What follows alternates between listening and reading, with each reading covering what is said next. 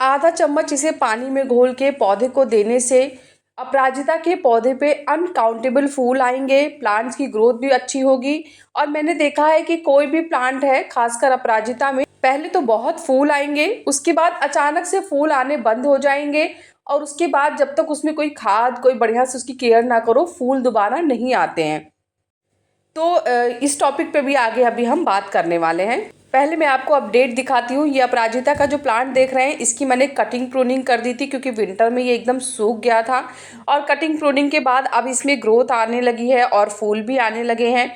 लेकिन देखिए, कटिंग के बाद एक जो पॉजिटिव रिजल्ट आता है वो क्या है कि मल्टीपल ब्रांचेस आती हैं। अभी अपराजिता एक बेल की तरह ग्रो करने वाला प्लांट है। ये देखिए, इस तरीके से इसमें से मल्टीपल ब्रांचेस निकलती हैं, बेल की तरह ग्रो करता है ये। और फिर हर बेल पे जब खूब सारे फूल आते हैं ना, तो वो बहुत ही खूबसूरत लगता है। फूलों की क्वांटिटी मतलब अपने आप ही बढ़ जाती है क्योंकि जितने ब्रांचेस होंगे उनमें अलग अलग फूल आएंगे। तो ऐसे में क्या होता है, फूलों की क्वांटिटी भी बढ़ जाती है। मैं आपको दिखाती हूँ कि मैंने अपराजिता का, देखिए, ये प्लांट लगाया ही नहीं था। ये मुझे लग रहा है सीड वगैरह गिरा होगा और उससे ये अचानक अपने आप ही, जब इसका मौसम आया तो ये ग्रो करने लगा। ये विंटर का प्लांट है और इसी में देखिए साइड में ये अपराजिता अपने आप ही आ गई और अब इसमें फूल भी आने लगे हैं। देखिए, जब केयर ना करो तब उसका ये हाल है और कहीं हम केयर करें तो इसके कितने पॉजिटिव रिजल्ट मिलेंगे। ये भी एक अपराजिता का ही प्लांट है और छोटा सा ही था और देखिए, अब देखने से पता चल रहा है मुझे कि ये अपराजिता ही है। तो इस तरीके से अपराजिता के जो बीज होते हैं ना, आप उसको डाल दीजिए मिट्टी में ना, तो अपने आप ही टाइम पे ग्रो कर जाते हैं। इसकी मिट्टी मैं आपको दिखा रही हूँ। देखिए, हल्की सी भुरभुरी मिट्टी होनी चाहिए क्योंकि बहुत ज़्यादा अगर हार्ड मिट्टी दे देंगे ना, तो देखिए जैसे सीड अपने आप निकल आए ना, तो वो सीड नहीं आएंगे। मिट्टी में भुरभुरापन भी बना रहेगा। मैं आपको इसकी स्टेम दिखाती हूँ। देखिए कितनी मोटी स्टेम है इसकी। ये इसलिए हुआ है क्योंकि मैं इसकी समय समय पे कटिंग प्रूनिंग करती रहती हूँ। जैसे मैंने लास्ट सीजन भी इसकी कटिंग की थी, उसके बाद इसके ब्रांचेस काफ़ी मोटे आए थे और इस सीज़न भी जैसे ही विंटर ख़त्म हुए मैंने इसकी कटिंग प्रूनिंग की है और रिज़ल्ट आप देख सकते हैं, बहुत ही अच्छा रिज़ल्ट आया है। हाँ, तो मैं बात कर रही थी कि अपराजिता में क्या होता है। देखिए, पहले तो बहुत फूल आएंगे, उसके बाद अचानक ही फूल आने एकदम बंद हो जाएंगे। प्लांट ग्रोथ तो करता रहेगा, तो उसका रीज़न होता है, जो अपराजिता का प्लांट है ना, उसको आप खाद ज़्यादा दें। इसको बहुत ज़्यादा खाद की ज़रूरत पड़ती है।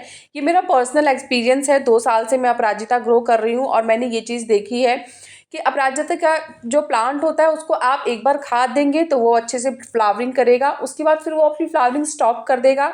उसके बाद फिर से उसे खाद देना होगा और थोड़ा उसको रेस्ट टाइम भी दें क्योंकि कोई भी प्लांट जब ग्रो करता है तो फ्लावरिंग के बाद या फ्रूटिंग के बाद वो थोड़ा रेस्ट लेता है, अपने आप को फिर से तैयार करता है और उसके बाद फिर से फ्लावरिंग करता है। तो ऐसे में 15-20 दिन अगर प्लांट रेस्ट में चला गया है तो उसके लिए परेशान ना हो। एक टिप मैं बता रही हूँ और ये बहुत ज़रूरी है। अपराजिता के प्लांट्स की जब बेल थोड़ी बड़ी होने लगे ना, तो इसे इस तरीके से जाल में या किसी स्टेम में कहीं पे भी इसको धागे से बांध के और फंसा देंगे ना, तो ये फैलती बहुत तेज़ी से है। तो मैंने इसको यहाँ रखा हुआ है कि जब भी इसकी ब्रांचेस थोड़ी बड़ी हो जाएंगी, बेल जो है इसकी, तो फिर मैं इसे उसी जाल के ऊपर ही फंसा दूंगी। तो इससे क्या होगा कि वहाँ पे जब फूल खिलेंगे तो इसको एक सहारा भी मिलेगा ग्रो करने का और फूल भी देखने में सुंदर लगेंगे। ये देखिए, आप इस तरीके से जब फूल सूख जाता है तो सीड बनने लग शुरू हो जाते हैं अपराजिता में। और फिर ये बहुत बड़ा रीज़न होता है फ्लावरिंग कम होने का या स्टॉप हो जाने का, क्योंकि जैसे ही फूल सूखता है अगर आप उसे रिमूव नहीं करते हैं तो प्लांट सीड बनाना शुरू कर देता है। और जब सीड बनता है तो उसमें ताकत ज़्यादा लगती है, प्लांट अपनी सारी एनर्जी उसी में वेस्ट करना शुरू कर देता है। तो इसीलिए अभी तो शुरुआत ही है, अभी बिल्कुल भी सीड की ज़रूरत नहीं है, तो सीड ग्रो ना होने दें। अच्छे से इसको हटाते रहें जैसे जैसे आपको लगे कि फूल सूख रहा है। अगर आप डेली ये काम नहीं कर सकते हैं तो हफ्ते में एक दिन अपने प्लांट्स के पास आइए, बैठिए, उनको देखिए। आपको खुद ही समझ में आने लगेगा कि ये करना है और ये नहीं करना है, क्योंकि जैसे जैसे आप इनके साथ समय बिताएंगे ये अपने आप ही बताते हैं कि इनको किस चीज़ की ज़रूरत है। मैंने तो पर्सनली ये चीज़ फील की है। अब खाद के बारे में बात कर लेते हैं। तो सबसे पहले तो मैं आपको खाद बताती हूँ, तो उसमें मिट्टी की गुड़ाई करना बहुत ज़रूरी है। मैं जब भी कोई खाद देती हूँ तो पहले मिट्टी की हल्की सी गुड़ाई करती हूँ, चाहे वो लिक्विड खाद है, चाहे फिर वो मैं सूखी ड्राई खाद देती हूँ। मैं मिट्टी की गुड़ाई सबसे पहले ज़रूर करती हूँ। तो ये करनी है 1 से 1.5 इंच तक की गहरी गुड़ाई करनी है। थोड़ी बहुत रूट अगर डिस्टर्ब हो जाती हैं तो इट्स ओके, बिल्कुल भी टेंशन लेने की ज़रूरत नहीं है। ये नेचुरल है और थोड़ा बहुत तो डिस्टर्ब रूट हो ही जाएंगी, पर उससे प्लांट के ऊपर कोई नेगेटिव असर नहीं पड़ेगा। तो 15 से 20 दिन में एक बार गुड़ाई कर देनी चाहिए, और जब खाद दे रहे हैं तब तो ज़रूर गुड़ाई करिए, उसके बाद ही खाद दीजिए। तो मिट्टी की गुड़ाई करने के बाद मैंने सारी जितनी भी मिट्टी है उसको स्टेम के नज़दीक कर दिया है, जो नीचे की तरफ स्टेम है उसके पास कर दिया है। और अब हम यहाँ पे पहले 2 ड्राई खाद देंगे, उसके बाद मैं पानी में मिक्स करके भी एक खाद दूंगी, तो वो भी बताऊंगी। तो ये जो आप देख रहे हैं ये है नीम की खली। तो नीम की खली में माइक्रो न्यूट्रिएंट्स बहुत होते हैं, साथ साथ में इंसेक्ट से प्रोटेक्शन के लिए ये प्लांट को काफ़ी फिट करती है।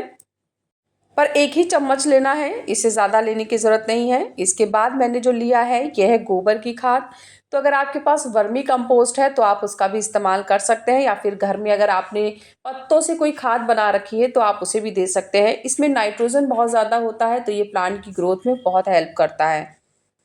क्वांटिटी 2 से 3 मुट्ठी रखना है, इतना पर्याप्त होगा।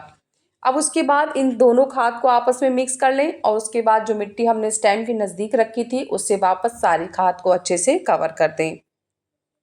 इस खाद को आप महीने में एक बार देंगे तो ये काफ़ी है प्लांट की ग्रोथ के लिए भी और उसकी प्रोटेक्शन के लिए भी। इंसेक्ट प्लांट में नहीं लगते हैं, मैंने तो कभी अपने प्लांट में कोई इंसेक्ट नहीं देखा है। 2 साल से मैं इसे ग्रो कर रही हूँ, लेकिन फिर भी अगर आपको लगता है कोई इंसेक्ट वगैरह है तो एक अच्छा इंसेक्टिसाइड यूज़ करें और उससे अपने प्लांट की प्रोटेक्शन करें। प्रोटेक्शन के लिए हफ्ते में एक बार, और अगर इंसेक्ट है तो हफ्ते में 2 बार तेज स्प्रे करें। तेज स्प्रे करने से ना कीड़े हटते भी हैं और वापस भी नहीं आते हैं। अब जो लिक्विड खाद के बारे में मैं बात कर रही थी, चलिए उसको भी बता देती हूँ मैं। तो उसके लिए सबसे पहले हम यहाँ पे नॉर्मल जो टैप वाटर होता है उसका इस्तेमाल करेंगे।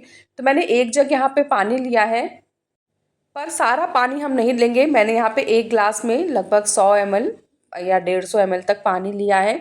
इसमें मैंने आधा चम्मच NPK का 0050 लिया है। तो अगर आपके पास NPK 0050 नहीं है तो आप यहाँ पे पोटाश का इस्तेमाल कर सकते हैं। अगर आपके पास पोटाश भी नहीं है तो केले के छिलके का इस्तेमाल कर सकते हैं, पर केले का छिलका एकदम प्रॉपर सूखा हुआ होना चाहिए, गीला नहीं। और अगर आप गीला देना चाहते हैं तो फिर उसे पानी में भिगाइए, 2 से 3 दिन तक ढक के रखिए, फिर उसमें दुगना पानी ऐड करिए और उसके बाद छन्नी की मदद से छान के वो पानी प्लांट को दीजिए। तो मैंने आपको 2-3 ऑप्शन बता दिए, इसमें से जो भी आपको बेटर है लगता है, जो भी आपके लिए ईजी है, आप उसको ले सकते हैं।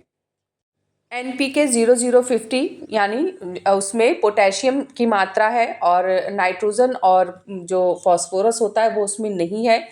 और जो पोटेशियम होता है, पोटेशियम पोटाश आप कुछ भी कहिए उसे, वो फूल बढ़ाने के लिए बहुत हेल्प करता है। तो इससे फूलों की क्वांटिटी बहुत ज़्यादा होगी, फूलों के साइज़ बड़े आएंगे, क्योंकि अभी शुरुआत है उसमें ही देखिए काफ़ी फूल आने लगे हैं। अब मैंने ये जो खाद दे दी है उसके बाद और अच्छे से फूल आएंगे। तो 1 गिलास मैंने इसमें खाद मिला के पानी दिया है, फिर 1 गिलास मैंने नॉर्मल पानी भी ऐड किया है।